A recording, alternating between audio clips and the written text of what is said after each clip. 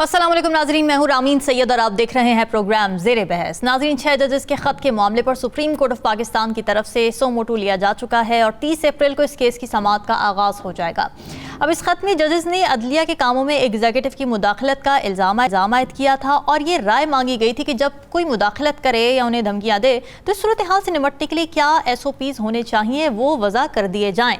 ये मामला supreme court जा चुका है, मगर इस मुदाखलत के हवाले से चीफ जस्टिस ऑफ पाकिस्तान काजी फ़ाइज़ ईसा की एक स्टेटमेंट सामने आई। उन्होंने ये कहा कि मैं जब से चीफ जस्टिस ऑफ पाकिस्तान बना हूँ इस दौरान मुझे किसी किस्म की मुदाखलत की शिकायत नहीं आई है। और उन्होंने ये भी कहा कि ये जो शिकायत आई हैं इस्लामाबाद हाई कोर्ट के जजेस की तरफ से, ये मेरे चीफ जस्टिस बनने से पहले की हैं। तो इस स्टेटमेंट में क्या इशारा मिलता है और फिर 6 जजेस के मामले पर क्या कोई डिसाइसिव रूलिंग भी आ सकेगी आने वाले दिनों में? इसी पर बात करेंगे। प्रोग्राम के पहले हिस्से में हमें ज्वाइन कर रहे हैं सीनियर तजियाकार नजमुल साकिब साहब, राव खालिद साहब और साकिब बशीर हमारे साथ मौजूद है। आप सभी का बहुत शुक्रिया। नजमुल साकिब साहब, क्या कहना चाह रहे थे चीफ जस्टिस काजी फ़ाइज़ ईसा? शुक्रिया रामीन। देखिए, चीफ जस्टिस साहब ने ये कहा है कि उनके पास इस किस्म की कोई शिकायत मौसूल हुई है, ना ही उनके नॉलेज में है, ना ही उन्होंने अपनी टेबल पे देखी है। कहना क्या वो चाहते हैं? मेरे ख्याल में वो ये कहना चाहते हैं कि मैं इस मामले से ज़रा दूर हूँ, मैं इस मामले में नहीं हूँ। पहली बात तो वो ये कहना चाहते हैं। दूसरा, लाइल्मी का इजहार करके ऐसे लगता है कि वो ये चाहते हैं कि इसका जो भी मंतकी नतीजा निकले, इस सो मोटो का आखिर तक जाए, तो उसमें ये हो कि मैं ऑन रिकॉर्ड कह चुका हूँ कि मेरे दौर में, यानी जब से मैं चीफ जस्टिस बना हूँ, तो इसमें किसी किस्म का मेरे नॉलेज में नहीं है। तीसरी और अहम बात यह है कि चीफ जस्टिस के नॉलेज में अब तो आ गया ना, अब तो उनको 8 उनके सीनियर जज हजरात जो हैं वो लिख के बता रहे हैं कि भाई मुदाखलत होती है। इसका मतलब ये कि अगर पहले नहीं था या इनके होते हुए नहीं आया या सुप्रीम जुडिशल काउंसिल में गया है और सुप्रीम कोर्ट में डायरेक्टली नहीं आया, तो इसका ये मतलब नहीं है कि उनके नॉलेज में नहीं है। उनकी बात टेक्निकली करेक्ट है, हो सकता है ऐसा ही हुआ हो, लेकिन रामीन उसमें देखना यह है कि हमारे जो मोहतरम चीफ जस्टिस साहब हैं, ये अदालती पाकिस्तान के अदालती निज़ाम से एक अरसे से इनका ताल्लुक है और बड़े मजे हुए ये जज रहे हैं और इन्होंने मुख्तलिफ जो यानी मुश्किल और आसान जो फैसले हैं वो किए हैं। उनमें फैसलों में हो सकता है कि इनको कोई एक भी फ़ोन ना आया हो। ये भी मुमकिन है कि इनको उन तमाम फैसलों की कार्रवाइयों के दौरान किसी तरफ से भनक भी ना पड़ी हो कि जी ऐसा हो सकता है। अच्छा। तो ये तारीख का एक बहुत अहम वाकया होगा कि हमारे जो चीफ जस्टिस साहब हैं उनके इल्म में ही नहीं है कि मुदाखलत किसी किस्म की हो सकती है। ये तो हो गई बात कि चीफ जस्टिस साहब असल में कहना क्या चाहते हैं। ठीक है। असल चीज ये है जो आपने बताया ना कि 30 अप्रैल को सो मोटो की सेकंड हियरिंग है। अब सवाल यहां ये पैदा होता है, ये कहानी किस रुख जा रही है, ये क्या रहा है? अभी तक जो हुआ है वो क्विकली ये देखते हैं कि 8 जजेस खत लिखते हैं, उसके ऊपर हुकूमत और उसके बाद आपकी सुप्रीम जुडिशल काउंसिल, उनमें होता है जी कि ये चिड़ी छिक्का हम खेलते हैं। वो कहते हैं नहीं जी, बॉल आपकी कोर्ट में है। चिड़ी छिक्के के बाद फैसला होता है कि एक यक रुकनी आपका जो है वो यानी कमीशन बनता है। जस्टिस जिलानी साहब जो हैं वो नॉमिनेट होते हैं और उसके बाद उनसे कहा जाता है जी कि वो कहते हैं जी मैं इसमें नहीं हूं। उसके बाद पहली हियरिंग होती है और उसमें अतर मिनल्ला साहब हमारे जो यानी जस्टिस हैं वो एक इख्तलाफी नोट बड़ा ये ज़ख़ीम सा वो पेश करते हैं। एक जज साहब जो हैं वो इससे किनारा कशी कर लेते हैं। अब ये जो 30 तारीख को हो रहा है, इसमें क्या होगा और इसके बाद की सूरत हाल क्या डेवलप हो रही है, इसके बारे में अपना तज्जिया सिर्फ इतना ही बताऊंगा क्योंकि ये मामला है बहुत हसास जी। इसमें बड़ी ठोक बजा के सोच समझ के निहायत एहतियात के साथ बात करनी पड़ती है क्योंकि मामला हसास है। अच्छा, देखिए अंग्रेजी में एक है मुहावरा है कि बिटवीन द डीप सी, वो क्या है ब्लू सी वाला, between the devil and the deep blue sea. Right. कि एक तरफ डेवल है, दूसरी तरफ डीप ब्लू सी है। ठीक है। इसका कोई भी इसका यानी फर्ज करें कि ये जज हजरात इस नतीजे पे पहुंचते हैं कि जी ये जज हजरात जिन्होंने ये दिया है 8 जजों ने, ये ठीक कह रहे हैं मुदाखलत होती है, फंसेंगे, फिर क्या होगा? ये कहते हैं कि नहीं हो रहे। अगर नहीं हो रहे तो इसका मतलब ये है कि ये 8 जजेस जो हैं ये गलत कह रहे हैं, फंसेंगे। इसका मतलब क्या हुआ? मतलब ये हुआ कि इसका कोई भी फैसला अगर हतमी आता है, यानी आइदर दिस वे और दैट वे, तो उसमें अदालती निज़ाम जो है वो क्वेश्चन उस पर आएगा। ये याद रहे कि ये फैसला उन चंद फैसलों में से होगा जिससे कि तारीख मुरतब होती है, जिससे कि एक प्रेसिडेंट सेट होता है, पीएलडी की बात आती है और उसमें फिर कोट किया जाता है बरस हा बरस तक कि ये हुआ था और उसका ये फैसला हुआ था। जुजियात में अगर जाएंगे, इस वक्त की आखिरी यानी एक दो बातें, जुजियात में अगर जाएंगे तो आपको पता लगेगा कि ये चूंकि अपनी नौयत का एक अनोखा वाकया है, एक अनोखी चीज है, इसके बारे में कोई एसओपीज मौजूद नहीं है कि भाई अगर ये हो तो फिर कैसे इसको साबित करेंगे। मदाखलत साबित होगी तो इस्तगाज़ा क्या क्यों नहीं, कौन होगा, किस तरीके से ये कार्रवाई चलेगी और इसकी सजा क्या होगी, इसको कैसे रोका जाएगा। लिहाजा ये सारे सवालात हमारे सुप्रीम कोर्ट के ये जो जजेस है, ये जो बेंच बना हुआ है, इनके सामने है। अब देखना सिर्फ ये है कि ये डेवल चुनते हैं कि डीप ब्लू सी चुनते हैं। ठीक है राव खालिद साहब, जैसे कि नजमू साकिब साहब ने कहा कि वो ये स्टेटमेंट देके शायद ये इशारा देना चाह रहे हैं कि वो इस मामले से थोड़ा अपने आप को डिस्टेंस करना चाह रहे हैं, लेकिन अगर डिस्टेंस करना चाह रहे होते तो फिर तो सो मोटो ही ना लेते। आपको क्या इंटेंशन नजर आती है काजी फायजीसा की इस स्टेटमेंट के पीछे? देखिए, दो पहलू से मैं इस पे बात करूंगा।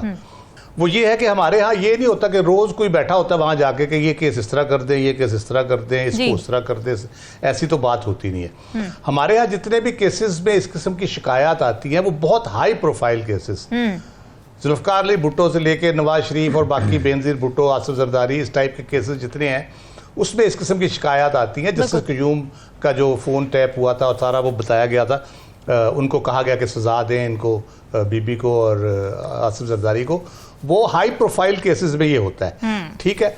लेकिन ये हाई कोर्ट के जजेस की जो है शिकायत, वो बताती है कि सुप्रीम कोर्ट में तो नहीं लेकिन हाई कोर्ट में ज़रूर कहा गया। फिर उसके बाद जो है वो जो एक तासुर मिलता है पीटीआई के खिलाफ, जो बल्ले का केस था उसमें तासुर, ये यकीनन प्रेशर नहीं होगा, ना किसी ने कहा होगा इनको, एक तासुर यही इसी किस्म का आया कि शायद वो भी वही कुछ चाहते थे जो पाकिस्तान के हुकूमत और बाकी लोग चाहते थे। इसी तरह वो पीटीआई को एक कॉर्नर करना चाहते थे। तो वो एक कह ले कि एक साख पे एक क्वेश्चन मार्क आया, वुकला ने भी बातें उठाई। ये भी कहते थे कि क्योंकि उनके खिलाफ भी रेफरेंस आया था पीटीआई के दौर में और इस तरह की विक्टिमाइजेशन हुई थी काजी फायजीसा की भी, तो वो भी एक शायद उनके दिमाग में एक नेगेटिव इमोशन हो उस चीज़ को लेकर।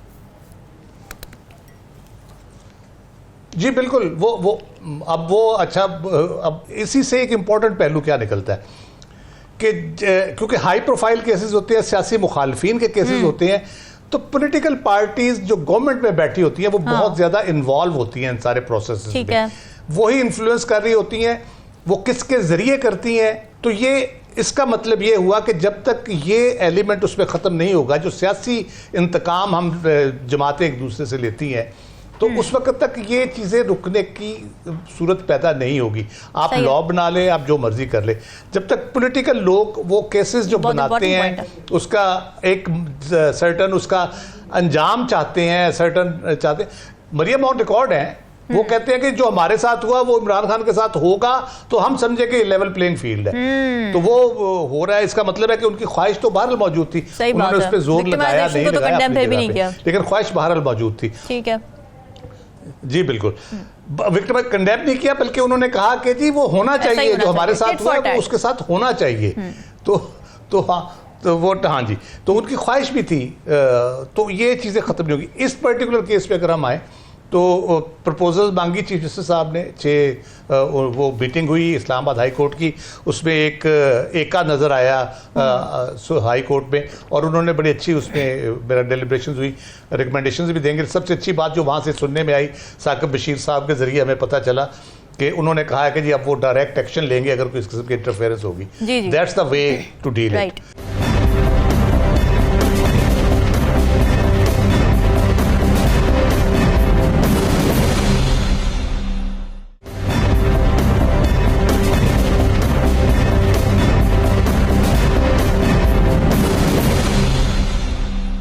ये आप समझते हैं कि ये ऐसी डायरेक्शन में जा पाएगा कि कुछ ना कुछ इसमें से निकल पाए, या फिर ये तरीक़ाकार है ही नहीं इस मामले को हल करने का? जी, आपने मेरी बात उचक ली, मैं एग्जैक्टली उसी तरफ जा रहा हूँ जिस तरफ आप चाह रही हैं। ठीक है। 30 की जो हेयरिंग है इसलिए बहुत इंपॉर्टेंट है कि उसमें सारी हाई कोर्ट्स की रिकमेंडेशंस आनी है, उसके अंदर वो डिक्लेयर होती है नहीं होती क्या, और उस दिन ये फैसला होना है कि उन्होंने इसको चलाना किस तरह है। ठीक है, क्या ये फुल कोर्ट के जरिए चलाना है या उन रिकमेंडेशंस की बुनियाद के ऊपर उन्होंने इंटरनली बैठ के कोई फैसला करना है या कन्वेंशन बुलाना है, तो वो सारी चीजें मिला के, इसलिए 30 की बहुत इंपॉर्टेंट है। आपने सही सवाल उठाया। ये अब किसी तरफ ये ऊंट किसी करवट बैठेगा जरूर, अच्छा, जैसे भी हो, लेकिन बात वही आ जाती है कि जब तक हम अपने वो पॉलिटिकल विक्टिमाइजेशन और वो जाती अना की खातिर दूसरों को सजा देने का जो एक हमारा मिजाज है एज अ सोसाइटी भी है, तो वो नहीं खत्म होगा तो ये चीज़ें किसी ना किसी जगह पे ये इन्फ्लुएंस करती रहेंगी। लेकिन बात यह है कि साकिब आपकी तरफ ही आ जाती हूँ सवाल लेके कि बेशक पॉलिटिकल इंटेंशन इस तरह की हो या पॉलिटिकल इंटरफेरेंस इस तरह की हो, मगर एक कोर्ट ऑफ लॉ की तो ये जिम्मेदारी है ना कि वो इन बायसेस को नज़रअंदाज करते हुए अपना रास्ता, कानून का रास्ता बनाए। तो आप किस तरह से देख रहे हैं एक तो काजी फैज़ ईसा साहब की स्टेटमेंट को, और फिर ये केस आप समझते हैं कि इसकी सिग्निफिकेंस बहुत ज़्यादा है अब आने वाले दिनों में? एक तो मेरा ख्याल है कि आप 30 जनवरी और 31 जनवरी और फिर 3 फरवरी के 3 अगर वो फैसले देखें तो ये 3 वो फैसले हैं जिन पर जो इमरान खान के मुखालिफिन भी कहते हैं कि ये ठीक नहीं हुए। मतलब ये तीनों फैसले तो वो जैसे जैसे अदालतों में जा रहे हैं, जैसे जैसे ये वो खुल रहे हैं केस, तो उसमें इतने इतने बड़े एरर्स हैं कि हैरान कुन है। और उससे एक तासुर जो है उस वक्त भी ये आया था, और उसके बाद भी ये मुस्लिम लीग नून तो खास तौर पर राना सनाउल्लाह ने सरेआम कहा, उन्होंने कहा वो तो 3 फैसले दिए और हमदर्दी, उनको 8 फरवरी जो है वो हमदर्दी का वोट पड़ गया। तो वो एक तासुर था कि 8 फरवरी से पहले शायद जो है वो कन्विक्शंस होंगी, तो हो सकता है वो नेगेटिव उनके जाए। तो मतलब इन चीज़ों को आप नज़रअंदाज किसी सूरत पर नहीं कर सकते। फिर 6 जजेस ने जो खत लिखा था, उस खत में भी जो इस्लामाबाद की डिस्ट्रिक्ट जुडिशरी के हवाले से भी कुछ इवेंट्स थे उनका उन्होंने जिक्र किया था, हाई कोर्ट का भी जिक्र किया था। और वो इवेंट्स जो हैं वो सितंबर 2023 में चीफ जस्टिस काजी फैज़ ईसा चीफ जस्टिस बने हैं, वो उनकी इस दौर के आगे पीछे कहीं हैं। अब वो जो कह रहे हैं डेफिनेटली उनके पास कोई डायरेक्ट कोई ऐसी कंप्लेंट नहीं आई होगी, किसी ने बताया नहीं होगा डायरेक्टली, वो अपने ताई बिल्कुल ठीक कह रहे होंगे, और उनको किसी इस तरह की सिचुएशन नहीं आई होगी, सामने नहीं आई होगी, तो वो उनका अपना स्टेटमेंट तो डेफिनेटली वो कहेंगे, कह सकते हैं। लेकिन जो दूसरी तरफ की जो सिचुएशन है, वो जो जजेस का खत है, उस खत में काफ़ी चीज़ें मौजूद हैं जो इंडिकेट करती हैं। फिर 12 फरवरी को आखिरी जो खत था इन जजेस ने 12 फरवरी को लिखा अपने चीफ जस्टिस को, तकरीबन 2 मंथ पहले। तो उस 12 फरवरी के खत में भी काफ़ी चीज़ें जो है उन्होंने बयान की थी।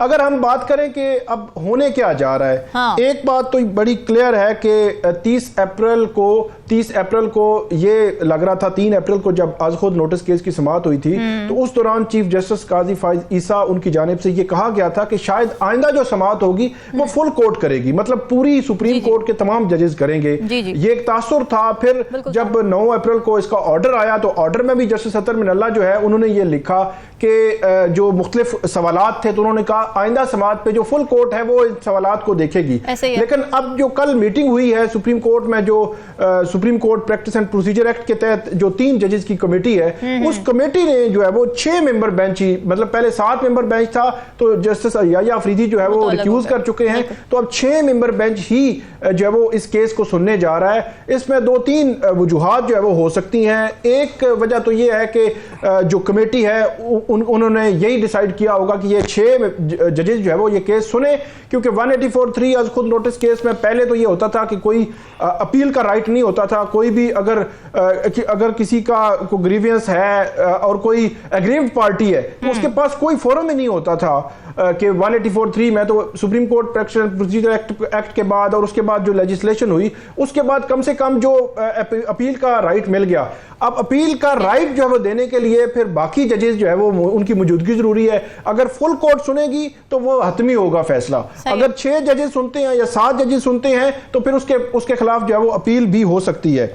इसके अलावा इस्लामाबाद हाई कोर्ट के जो फुल कोर्ट मीटिंग थी वो बड़ी अहम थी, क्योंकि लाहौर हाई कोर्ट की फुल कोर्ट मीटिंग भी हुई है, तमाम हाई कोर्ट्स की हुई हैं, लेकिन इस्लामाबाद हाई कोर्ट की इसलिए अहम थी कि यहाँ के जो जजेस हैं इन्होंने ये मामला इनिशिएट किया था और उन्होंने कहा था कि 1 साल से ये चीज़ें जो है वो चल रही हैं। तो इसमें फिर जो ये बात आई थी कि इंस्टीट्यूशनल रिस्पांस, जो इदारा जाती जो रिस्पांस है, रद्द अमल है, वो देंगे। उसका मैकेनिज्म उन्होंने कहा है कि हम बना रहे हैं और आइंदा से अगर इस किस्म की कोई सिचुएशन बनती है तो उस पर बाकायदा कोई सिविल जज हो, सेशन जज, क्योंकि जो इस्लामाबाद की जुडिशरी है वो भी हाई कोर्ट के अंडर है, तो उन्होंने कहा सिविल जज के साथ भी हो, सेशन जज के साथ हो या हाई कोर्ट के जज के साथ हो। हाँ। तो तीनों स्टेप्स पे ये मामला जो है वो chief justice Islamabad high court के नोटिस में लाया जाएगा और उसके बाद इंटरनली कमेटी देखेगी या फुल कोर्ट देखेगी, उसके बाद उस पर कार्रवाई होगी। ये बड़ा क्लियर जो है मैसेज जो है वो दिया गया है। ये तमाम जजेस पहले गए थे अपने ही चीफ जस्टिस के पास, इस्लामाबाद के ही चीफ जस्टिस के पास गए थे, लेकिन उनकी तरफ से कोई सुनवाई हुई नहीं थी, यही बात थी? जी बिल्कुल, उस वक्त तो यही बात थी। और इसमें एक आर्गुमेंट ये भी है कि ये फुल कोर्ट मीटिंग जो दो दिन पहले जो है वो इस्लामाबाद हाई कोर्ट में हुई है और वो एक बड़े खुशगवार माहौल में हुई है। उसमें जो प्रपोजल तैयार की गई हैं वो सारी मुत्तफिका तौर पर तमाम जजेस ने उस पर कंसेंसस था उनका कि ये प्रपोजल जानी चाहिए। फिर ये था कि हाई कोर्ट को हमने कैसे आगे लेकर चलना है, ऐसे इवेंट्स अगर मुस्तकबिल में होते हैं, तो वो बड़ा ज़बरदस्त माहौल वहाँ पे था। इस दफ़ा की जो फुल कोर्ट मीटिंग हुई है, ये एक राय ये भी है कि यही फुल कोर्ट की मीटिंग अगर गुज़श्ता साल 10 मई 2023 को उस वक्त के जजेस ने जो अपने chief justice Islamabad high court को खत लिखा था, उस खत के बाद अगर वो मीटिंग हो जाती तो आज जो है वो ये दिन ना देखना पड़ता, ना चीजें सारी पब्लिक में आती, डिस्कस होती, और जिस तरह का सिचुएशन, जिस तरह का माहौल जो है वो जुडिशरी के हवाले से। ये जो आई है शिकायत, ये तो मेरे जब दौर में आई हैं, अब यहाँ पर आई हैं तो मैं सुन रहा हूँ, लेकिन वाकई जिम्मेदारी तो पिछले दौर की भी थी ना, जब ये शिकायतें वाकई उठी थी, उस जमाने की चीफ जस्टिस की भी जिम्मेदारी थी। नहीं, वो तो बड़ा क्लियर है कि 20 मई 2023 को उस वक्त के जो चीफ जस्टिस उमर बंदियाल थे उनके साथ भी मीटिंग हुई थी, इन्हीं जजेस 7 जजेस की मीटिंग हुई थी और उस मीटिंग में जस्टिस इजाजुल हसन जो जा चुके हैं वो भी मौजूद थे। उनको सारा ये इवेंट्स के हवाले से बताया गया था, लेकिन ये मतलब जरा ये भी बताते हैं कि उन्होंने भी उस पर कुछ भी नहीं किया, सिर्फ हौसला दिया, सब्र की तलकीन की, कुछ भी नहीं किया। और वो मई से लेकर सितंबर जो है चीफ जस्टिस रहे। जी बिल्कुल, सितंबर से लेकर जो मई से लेकर सितंबर तक वो चीफ जस्टिस रहे, लेकिन उन्होंने कुछ नहीं किया। आखिरी एक पॉइंट मैं यहाँ पे जरूर डिस्कस करूंगा। एक तो 30 अप्रैल को Islamabad high court bar association की एक पिटीशन है, एक मियां दाऊद लाहौर से वकील हैं, उनकी पिटीशन है, सुप्रीम कोर्ट बार की है और बलोचिस्तान हाई कोर्ट बार की, और इस तरह हामिद खान एतजाज एहसन साहब की पिटीशन है। ये सारी पिटीशन इसी से मुतल्लिका है, ये 30 अप्रैल को सुनी जाएंगी। आखिरी बात यह है कि ये 3 अप्रैल के बाद से लेकर आज तक अगर हम बात करें या 30 अप्रैल से पहले तक बात करें तो 2 जजेस जो है जस्टिस सतर मिनल्ला सुप्रीम कोर्ट के जज हैं, उनके खिलाफ बड़ी अजीबोगरीब किस्म की मुहिम जो है वो चली है। फिर जस्टिस बाबर सत्तार है, उनकी पर्सनल जो फैमिली है उनका डाटा जो है वो कहीं ना कहीं लीक हो गया है, लीक कर दिया गया है, उनके खिलाफ भी एक कैंपेन, एक मुहिम जो है वो चली है। तो ये एक बड़ा सवालिया निशान होगा जब 30 अप्रैल को सुप्रीम कोर्ट बैठेगी कि जिस मामले को एड्रेस करने के लिए सुप्रीम कोर्ट बैठी हुई है वो मामला दोबारा जो है वो जन्म ले रहे हैं कि एक हाई कोर्ट का जज है, उसका पर्सनल जो फैमिली है, उनके बच्चे हैं, उनका सारा डाटा जो है वो लीक हो गया है। कहां से लीक हुआ है, किसकी एक्सेस थी, क्यों लीक किया गया है, ये एक सवाल जो है वो आइंदा 30 अप्रैल को उनके सामने होगा, सुप्रीम कोर्ट के सामने। बिल्कुल ठीक है नाज़रीन, डिस्कशन का सिलसिला जारी है, वक्त तो एक ब्रेक क्लास।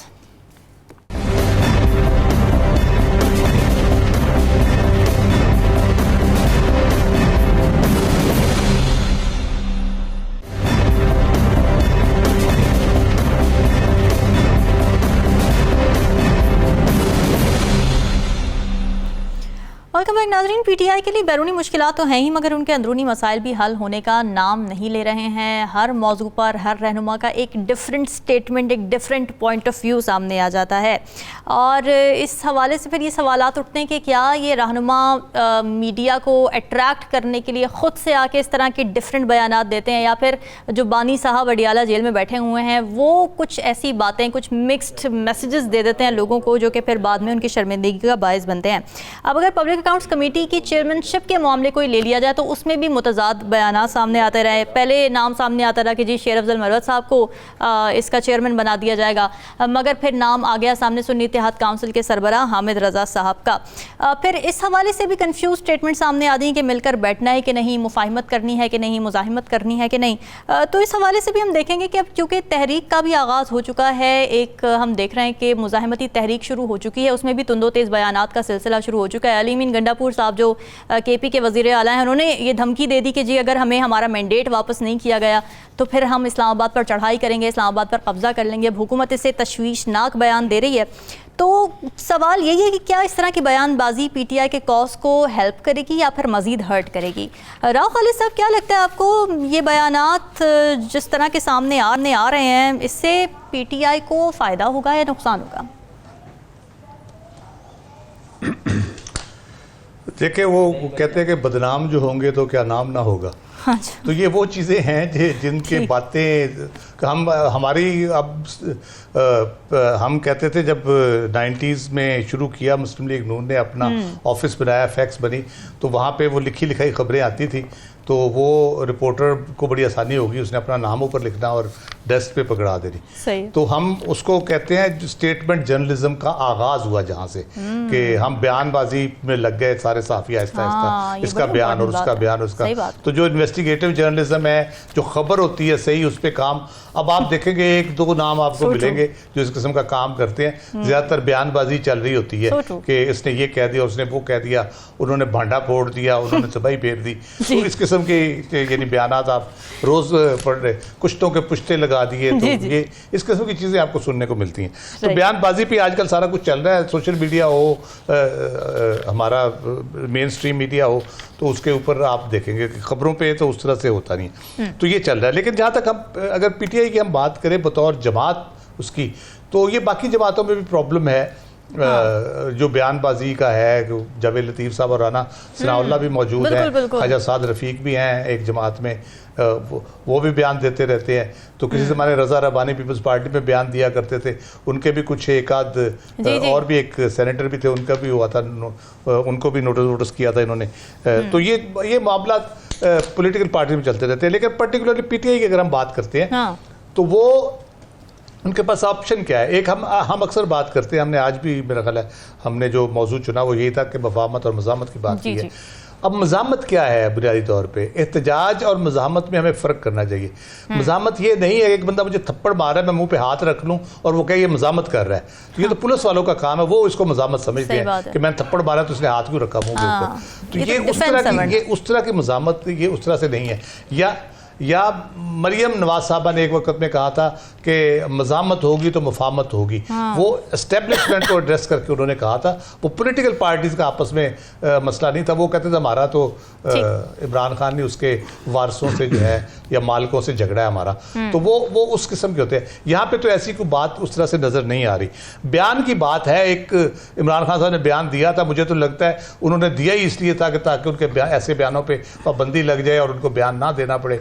अब अली अमीन गंडापुर साहब ने उसी तरह का बयान दे दिया है, तो वो भी मुझे लगता है कि बस शोशा ही छोड़ा उन्होंने। अच्छा। लेकिन इससे मुझे लग रही है कुछ चीज़ें फेवर में जाती नजर आ रही है PTI की। अच्छा। इस किस्म की जो है ना, कोई बयानबंदी करके, वो बयानबंदी हो गई, चलो जज साहब ने कर दिया और पैमरा का भी रोल आ गया बीच में, तो वो खामोश हो जाएंगे, अब उनके बयान नहीं आएंगे, अब PTI के जरिए से आएंगे, बराह रास्त उनके बयान उस तरह से नहीं आएंगे। अली अमीन गंडापुर साहब ने जो बयान दिया है वो बड़ा कंडीशनल उन्होंने दिया है। उन्होंने कहा कि जी अगर ये ना हुआ तो फिर हम इस्लामाबाद के मैंडेट वापस ना मिला और हम इमरान खान को छुड़ा के भी ले जाएंगे और ये हाँ जी ये कर दे। तो वो बड़ा कंडीशनल किस्म का है। इसका मतलब है कि वो उन्होंने शायद कोई टाइम दिया है कि अगले इतने अरसे में अगर ये ना हुआ या इस तरह, वो मेरा ख्याल है उनको कोई आइडिया है कि किस तरह से जाके जो ये होना है। अब मसला ये कि ये PTI की है बका की जंग। अब हम अगर हम इतनी दफ़ा उसका कर चुके हैं, उनके खिलाफ जो ताकत का इस्तेमाल हुआ, मुसल्लह, कानूनी, सियासी, बात ये कि जब इस्लामाबाद की पे चढ़ाई की बात होती है, इस्लामाबाद पे कब्जे की बात होती है, तो फिर वो ऑप्टिक्स भी याद आते हैं, वो मनाजर भी याद आते हैं जब दरख्त जल रहे थे इस्लामाबाद की जो फुटपाथों पे और ग्रीन बेल्ट्स होती हैं उस पर आग लगी हुई थी और वो PTI उस वक्त वहाँ पे मौजूद थी अपना धरना लेके। जी ये आखिरी जुमले में मुझे इतराज है, पीटीआई मौजूद नहीं थी वहाँ तक तो पहुंची ही नहीं, वो तो बहुत पीछे से वापस चले गए थे। जहाँ पे आग लगी थी वहाँ पे नहीं पहुंची थी पीटीआई, वहाँ उनके 2-4 किलोमीटर थे, वहाँ पे खवातीन थी बल्कि वो भी, जिनको कम से कम 1-1.5 किलोमीटर पीछे तो अच्छा, जो डिस्पर्स ही हो गया था वहां पे। ठीक है। तो वो भी आग लगाई गई थी। आंसू गैस के शैलों के धुएं को कम करने के लिए उनका असर कम हो जाता है, अगर आप कोई चीज जला देना तो उससे कम हो जाता है। तो वो बल्कि पीटीआई वाले तो जैसे हमेशा कहते हैं, वो कहते हैं जी ये तो हुकूमत ने खुद किया था सारा वो मसला। तो ये इस किस्म का कोई खैर मेरा नहीं ख्याल इस किस्म का, लेकिन जिन चीजों से वो गुजरे हैं उसमें उनको यकीनन वो तो बेचारे अपनी वो जान बचाने के चक्कर में किसी तरीके से बचा के निकल जाएं। उनके इंतखाबी नताइज थे वो तो तब्दील हो गए, उसमें उनका अलहदा मसला हो गया। वो तो अपनी मकबूलियत, उनकी मकबूलियत के खिलाफ जो मज़ामत हो रही है वो तो उससे लड़ रहे हैं। ठीक है, वो उनके खिलाफ मज़ामत हो रही है, उनकी मकबूलियत के खिलाफ मज़ामत हो रही है, उनके जो वोट बैंक है उसके खिलाफ मज़ामत हो रही है, तो वो तो उससे लड़ रहे हैं। उनका तो बहुत ज़्यादा मेरा ख्याल इतना कोई ऐसा मसला नहीं है, कोई इंतहाई कदम मेरा नहीं ख्याल को उठाएंगे। जिस किस्म की सिग्नल्स आ रहे हैं, मसला है कि 9 मई का भी टैग लगा हुआ है ना। दूसरा शहबाज शरीफ साहब ने भी कोई शहबाज शरीफ साहब ने भी कोई ऑफर, जी सॉरी क्या कहा मैंने कहा 9 मई का टैग भी है ना उनके साथ, तो इसलिए तो मजीद ध्यान से रहना पड़ेगा। वो बहुत इंपॉर्टेंट है, उसको आप नज़रअंदाज कर ही नहीं सकते। भले पीटीआई का मौक़िफ़ दुरुस्त हो, भले एस्टेब्लिशमेंट का दुरुस्त हो, भले दूसरी पॉलिटिकल पार्टीज का, उसको आप इग्नोर नहीं कर सकते। उसको मंतकी अंजाम तक पहुंचाना बहुत ज़रूरी है। Exactly. जो भी उसमें सूरत हाल है उसको जो जिम्मेदार हैं उसके जो भी हैं, जाने अनजाने में किया है, डेलिबरेटली किया है, उसको प्रूव भी होना चाहिए, सज़ा मैक्सिमम होनी चाहिए उसकी, कोई उस पर रियायत नहीं होनी चाहिए, क्योंकि ये ऐसी चीज है जिसको टॉलरेट नहीं किया जा सकता। बात है। ये एक ऐसा रास्ता है जो अगर शुरू हो गया तो फिर तो हम इंडिया से तो फिक्र ही ना करें। बिल्कुल सही बात है, अपने आप को उस तरफ। बिल्कुल ठीक है। नज़्मु साकिब साहब, ये सारे हालात तो वाक़यात, ये सारी लेबलिंग, ये सारे टैग्स पीटीआई के ऊपर 9 मई समेत, इस सूरत हाल में पीटीआई को मुज़ाहिमत सूट करेगी या मुफाहिमत ज़्यादा सूट करेगी? सबसे पहले तो मुझे ये बताइए कि 9 मई जिसका बार बार जिक्र हो रहा है, चंद दिनों बाद आ जाएगा 9 और 10 मई। जी जी। तो मैं तो ये सोच रहा हूँ कि क्या हम इसकी सालगिरह मनाएंगे या फिर इसकी बरसी मनाई जाएगी? सर बिल्कुल ब्लैक डे के तौर पे से मनाया जाएगा, ये सवाल इसमें तो कोई शक नहीं है। नहीं तो कुछ लोग हो सकता है इसकी सालगिरह भी बनाए ना। अच्छा। देखिए ये यानी समंदर है, एक तरफ ये साहिल है, एक तरफ ये साहिल है। अच्छा। दूसरी बात मेरे जो दिमाग में आई आपकी इन्हीं बातों से, और राव साहब ने बड़ी कमाल की बातें करते हैं हमेशा से। जी जी। देखिए अगर वो कब्जा करना चाहते हैं इस्लामाबाद पे, अगर ये ना हुआ और अगर ऐसा ना हुआ तो कब्जा कर देंगे, तो मेरे दिमाग में जो सवाल आता है वो ये है कि इस्लामाबाद तो ऑलरेडी कुछ लोग कहते हैं कि उस पर कब्जा हुआ हुआ है। जी जी। यानी उस पार्टी का जिस पार्टी के हुकूमत है, तो ये कब्जा करने से पहले, यानी अपना कब्जा करने से पहले ये कब्जा छुड़ाएंगे कि जिन्होंने कब्जा किया हुआ है उन पे कब्जा करेंगे? ये हुआ दूसरा सवाल। सही है। तीसरी बात जो है ना वो आती है कि इस सारी खखेड़ में मैंडेट चोरी होता है, बल्ला छीन गया जी, हमारे साथ ज्यादती हुई, हमारे पास इलेक्शन छीने गए वगैरह वगैरह, और हमारा बानी जो है, हमारा जो लीडर है वो जेल में है, और उस केस पे केस और फटाफट सारी सजाएं वगैरह। एक चीज़ जो अच्छी हुई वो ये हुई कि हमें पता लगा कि एक पॉलिटिकल पार्टी है जिसका नाम है सुन्नी इत्तेहाद काउंसिल, क्योंकि ये कम से कम मेरे नॉलेज में नहीं था। तो कम से कम एक चीज़ इसमें पॉजिटिव जो निकली वो ये। एक और चीज जो बड़ी जरूरी है जो इस सारे में समझने की, कि कुछ कैरेक्टर्स होते हैं। शेक्सपियर ने कहा था ये दुनिया एक स्टेज है जी, ये दुनिया एक स्टेज है, लोग आते हैं अपना किरदार अदा करके चले जाते हैं।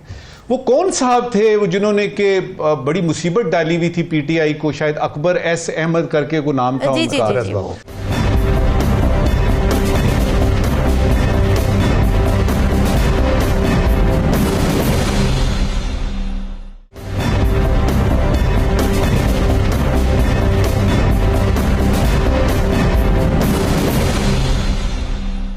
अकबर एस बाबर, वो किधर है आजकल?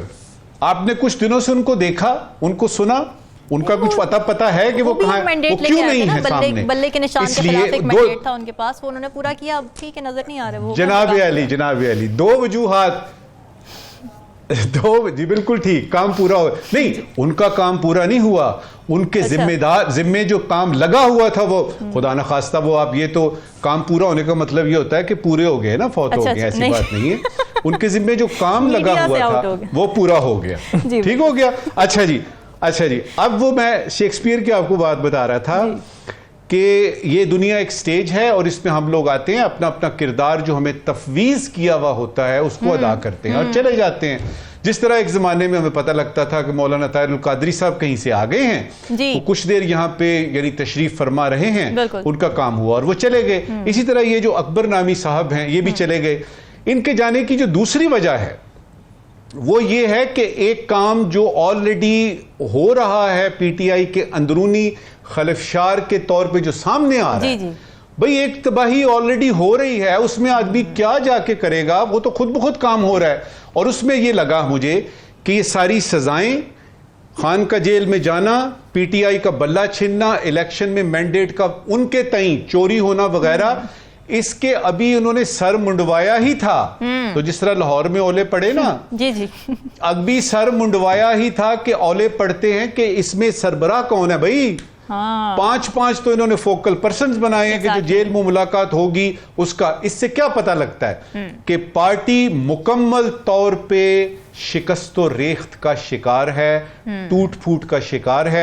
और इस वक्त की आखिरी बात जी, अगर आपने इसको बचाना है खान साहब, तो ये जो बयानात आप देते हैं ना और जो हम तक पहुंचते हैं, इनमें कम से कम कोई रब्त पैदा कीजिए। नंबर 1। नंबर 2 कि आपके बारे में सुनने में यह आया कि आप किसी की बात नहीं सुन रहे ना, आप किसी किस्म की नेगोशिएटिंग टेबल पे बैठने को तैयार नहीं हैं।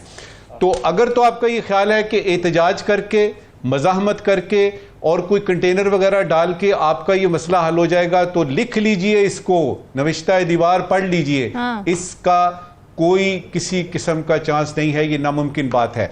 2 चीजों में से एक चीज होगी, तो ये आपकी पॉलिटिकल अनसर्टेनिटी या आपकी सियासी बेयकीनी जो है वो आगे की तरफ यानी अच्छी तरफ जाएगी। पहली बात, खान साहब तैयार हो जाते हैं बात करने के लिए और उन सब्सटेंटिव पॉइंट्स पे जिन पे के हुकूमत भी राजी हो। नंबर 2 कि ये हुकूमत जो इस वक्त आई है, जिस पे कब्जा करने आ रहे हैं गंडापुर साहब, ये हुकूमत जो आई है ये अच्छी तरह से महदूद अरसे में परफॉर्म नहीं करती, तो मजबूरन जेल का दरवाजा तो नहीं, शायद खिड़की खोलनी पड़ेगी खान से बात करने के लिए। बड़ी अहम बात आपने कर दी। साकिब ये बताएं कि ये क्या कंफ्यूजन्स हैं, स्पेशली अगर ये पब्लिक अकाउंट्स कमेटी की चेयरमैनशिप के हवाले से बात की जाए, क्या डिसाइड किया अब इन लोगों ने? अभी तक तो नया नाम जो है वो सामने नहीं आया। अच्छा, शेर अफजल मरवत पुराने नामों में से कोई एक नाम पे अभी तक कंफर्मेशन आई थी? नहीं, शेर अफजल मरवत जो है वो उनका नाम फाइनल था, फिर हामिद खान, फिर जो है वो हामिद रजा जो सुन्नी इत्तेहाद काउंसिल के हैं उनके नाम पे भी बात आई थी। लेकिन एक चीज़ बड़ी क्लियर है कि यहाँ ये बाहर बैठ के जितनी बड़ी लॉबिंग करें, एक दूसरे के खिलाफ बयानबाजी करें, इंटरनल जो पार्टी उमूर में एक दूसरे के खिलाफ जो है वो जो भी महाज बनाए, एक सिंगल लाइन जब अडियाला जेल में बैठी जो क़यादत है उन्होंने बोलनी है कि फ़लाँ को बनाना है तो फ़लाँ को ही बनाना है। ये हमने देखा है कि वज़ीर आला केपी हो, उसके बाद उनकी कैबिनेट हो, उसके बाद अपोजिशन लीडर कौमी असम्बली में कौन होगा, सेनेट में कौन होगा, पार्लिमानी लीडर कौन होगा, फिर PAC में होगा, ये सारी चीज़ें जो है वो हतमी डिसीजन वहीं से होना है। बल्कि इवन मतलब बहुत ही अनहोनी हुई, उमूमी तौर पर ऐसा नहीं होता कि शेर अफजल मरवत जो है वो कल जब मिल के निकले अडियाला जेल से तो उन्होंने कहा जी वो खान साहब ने मेरी बहुत सरजनिश की है, वो सऊदी अरब के बयान पे बहुत सरजनिश हुई है मेरी, तो वो भी के सरजनिश को भी वो बयान करते हैं कि ये बाकायदा हमारी सरजनिश हुई है। तो वो सारी चीज़ें जो है वो वहीं पे डिसाइड होनी है, वहीं से होती हैं। अभी 2 रोज़ पहले जो है वो अली अमीन गंडापुर वहाँ उनके कुछ इशूज़ चल रहे थे, जो उनकी कैबिनेट है KPK की, तो उसके हवाले से काफ़ी जो उन पर क्रिटिसिज्म आ रहा था कुछ मामलात में, तो वो फिर मिले हैं। फिर ऐसी खबर आ रही है कि उन्होंने कहा है कि आप जो है वो इसमें तरमीम कर सकते, कुछ ना कुछ ऊपर नीचे कर सकते हैं कुछ लोगों को, ऐड या ड्रॉप कर सकते हैं जो आपने आपकी जो सूबाई जो कैबिनेट है। तो खास तौर पर एक चीज मैं और बयान करूंगा यहाँ पे कि पीटीआई जो है वो हमेशा से सोशल मीडिया का सहारा लेती रही है इक्तदार में आने के लिए, बल्कि 8 फरवरी इलेक्शन हो, 8 फरवरी इलेक्शन से पहले हो, उनकी जितनी भी तदबीरें थी वो सारी सोशल मीडिया के इर्द गिर्द घूमती हैं। लेकिन अब जो है वो केपी हुकूमत जो है उसी सोशल मीडिया का सामना है। वो एक स्टेप लेते हैं, कोई गाड़ी की समरी मूव होती है, कोई भी काम करते हैं, कोई सोशल मीडिया पे वीडियो आती है, किसी का कोई कंडक्ट है, कोई ट्वीट पे जवाब देता है, किसी जर्नलिस्ट को कोई कहता है, तो फौरी तौर पर उसका जो है वो मुहासबा करते हैं वही लोग सोशल मीडिया वाले जो पीटीआई को सपोर्ट करते हैं इख्तिदार में आने के लिए। सारी चीजें जो है चलती नहीं। तो अब जिस सोशल मीडिया को पीटीआई ने दूसरों के खिलाफ इस्तेमाल किया, उसकी जो तनकीद है उसको खुद भी सामने है केपी गवर्नमेंट को इस वक्त जो है। इसके अलावा एक बड़ी इंपॉर्टेंट बात है कि जो मफाहमत और मज़ामत वाली बात है, ये पाकिस्तान की सोसाइटी में मेरे नज़दीक ये एक फार्मूला है कि आप मज़ाहमत करेंगे तो मफाहमत होगी, इसके अलावा कोई मतलब नहीं है। उसकी एक जिंदा मिसाल ये है कि पाकिस्तान की अभी जो करंट सिचुएशन है, इक्तिसादी जो हालात हैं, वो इस चीज़ का तकाजा करते हैं कि पाकिस्तान के हालात में ठहराव आए, सियासी तौर पर ठहराव आए। उस सियासी ठहराव के लिए जरूरी है कि पीटीआई को ऑन बोर्ड कहीं ना कहीं किया जाए। तो आप आरिफ हबीब साहब जो वहां बात हुई कराची में, जब प्राइम मिनिस्टर वहां पे गए हुए थे, तो वहां जब वो मिले हैं सनतकार, तो उन्होंने उनको ये भी मशवरा दिया है कि आप अडयाला जेल के जो बासी हैं उनसे भी बात करें। आज इरफान सिद्दीकी साहब ने पार्लियामेंट वहां पे सेनेट में ये बात की, उन्होंने ये कहा कि अगर जो खान साहब हैं वो मौलाना के साथ बैठ सकते हैं, वो अचकजई साहब के साथ बात कर सकते हैं, तो क्यों नहीं नवाज शरीफ साहब के साथ क्यों नहीं कर सकते।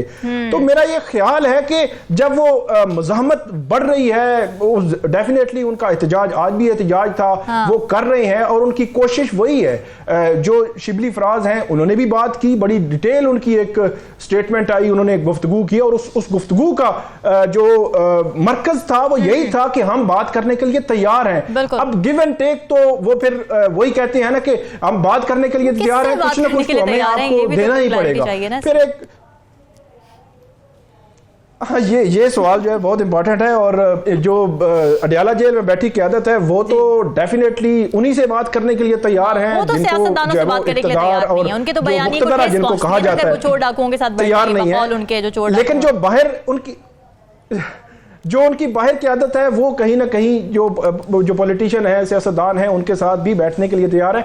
अब आहिस्ता आहिस्ता ऐसे लग रहा है कि जो पार्लियामेंट में या सेनेट में जो प्रेजेंस है उसको पीटीआई एक तो इस्तेमाल कर रही है और अब जो कायमा कमेटीज हैं उनमें भी जाना है। आखिरी बात मैं सिर्फ कर दूं, फवाद चौधरी जो है वो बड़े एक्टिव थे पीटीआई में, वो एक ट्वीट के जरिए अलग हुए थे, उसके बाद 5-6 माह गुजार के अभी हाल ही में वो बाहर आए हैं। इससे पहले अब जो है वो जब से वो बाहर आए हैं उनका ट्विटर एक्टिव है पीटीआई के जो नैरेटिव है उसको आगे बढ़ाने के लिए। तो ये खबरें भी आ रही हैं कि आइंदा आने वाले दिनों में शायद वो जो इमरान खान है उनसे जो मुलाकात करेंगे। उनके अलावा भी और भी बड़े नामों की लिस्ट आई है जो छोड़ गए थे पीटीआई, लेकिन अब वो वापस आ रहे हैं। और ये भी हमने सुना, ये भी खबर आई कि पीटीआई ये कह रही है कि आप प्रेस कॉन्फ्रेंस करें, बताएं कि आपने क्यों छोड़ी थी पीटीआई और फिर हम शायद वापस आने दें आपको। ये खबर ठीक है, यही बताया उनकी तरफ से? नहीं, अभी ये बात यहां तक तो ठीक है। बहुत एक लंबी लिस्ट है जो वापस आना चाह रहे हैं लोग, जो कहते हैं कि हमें भी अजीतों का सामना रहा, हम भी जेलों में रहे। जिस तरह ये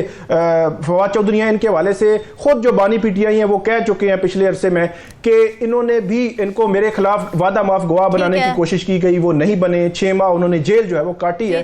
तो इस तरह की सिचुएशन है। लेकिन दूसरी जो आपने बात की, ऐसी अभी कोई शर्त नहीं आई पीटीआई की जानिब से कि किस शर्त पे हम वापस लेंगे। ये अभी मतलब तय होना है मैकेनिज्म कि क्या होगा, लेकिन मोस्टली लोग वापस जो है वो आना चाह रहे हैं। बिल्कुल ठीक है। ये सवाल आपके लिए छोड़ के जा रहे हैं नाज़रीन, फिर दीजिए काम दीजिए, इजाज़त, अल्लाह हाफ़िज़।